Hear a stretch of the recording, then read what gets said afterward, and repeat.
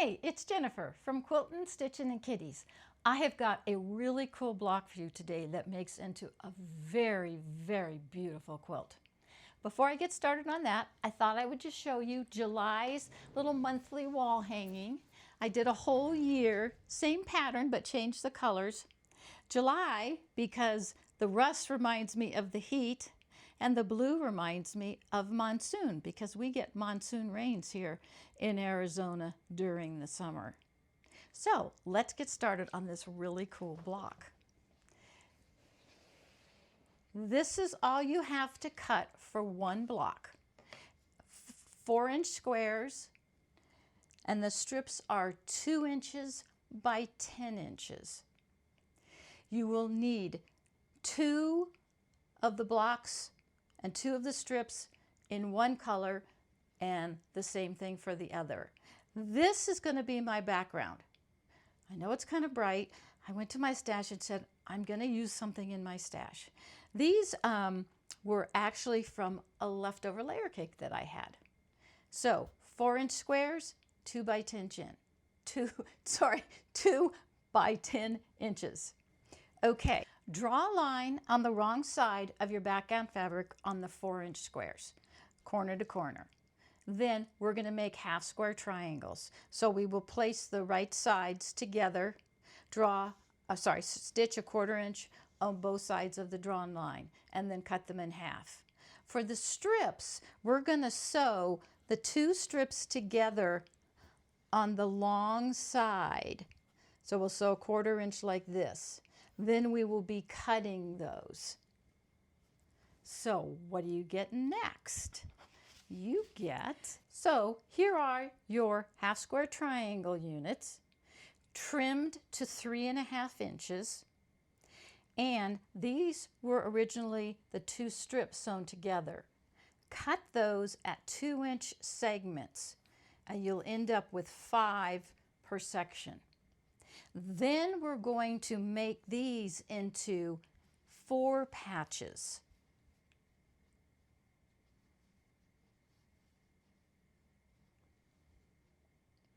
And you will end up with,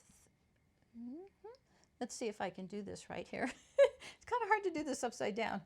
Okay, now notice what I just did wrong. This one has the squares going this way, and this one has the squares going this way. You know, yes, squares can always be turned so that they're adjusted correctly, but if you want your seam to go the same way each time, make sure you make the blocks the same way each time. What I normally do, is I put the dark in the upper left corner and the lower right corner. Then my seam is going to be going across this way, and I will usually press that down is the way to think about it, I guess. So here's my other 2.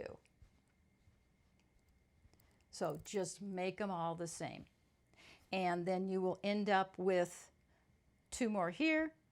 I'm sorry, 1 more block here, 1 more block here, and 1 more block here. So you'll end up with 5. Okay, where do you go from there? You go to your block layout. So here it is. It is a beauty.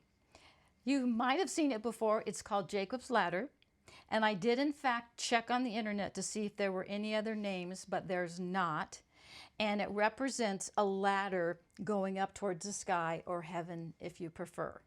So very important when you lay it out. Your 4 patches go exactly the same orientation in the 4 corners and the center. And then you lay out your half square triangle units. So very, very important that you get it laid out correctly. I actually have a pattern that sits in front of me so that I can make sure and lay it out correctly.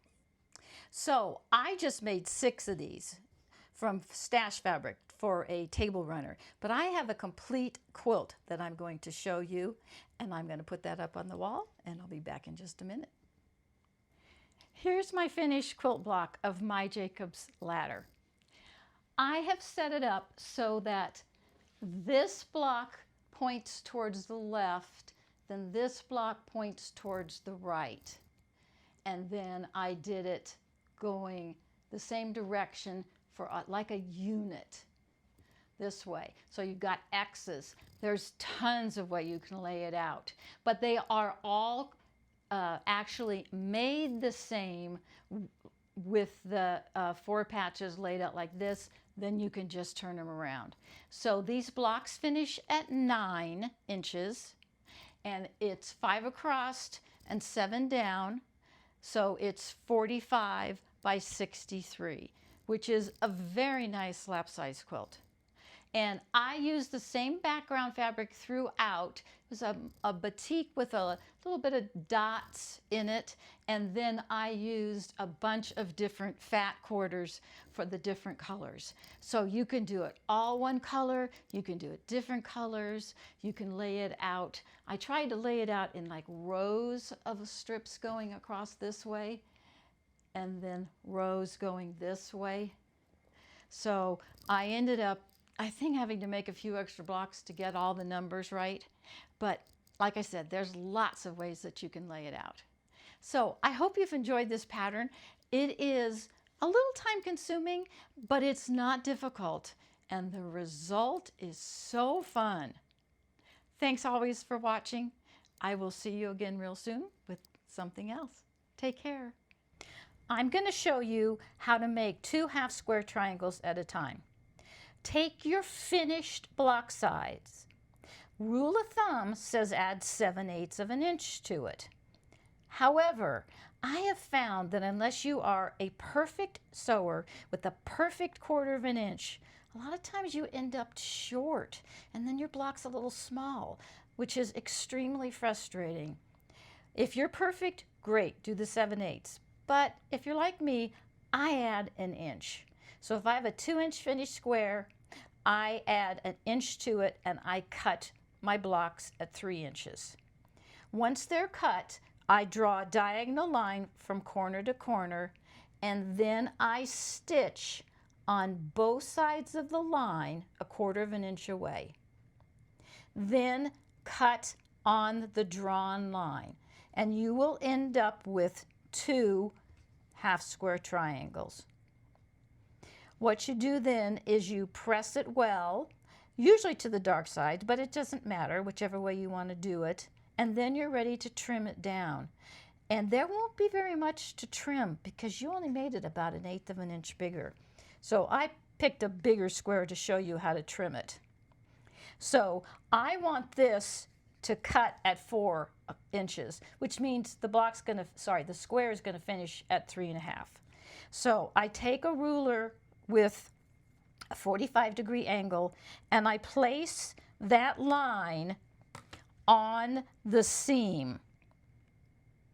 Keeping it on the seam, I can adjust my ruler down or adjust it up. What I'm looking for is the 4-inch mark to be on the inside of the piece of fabric.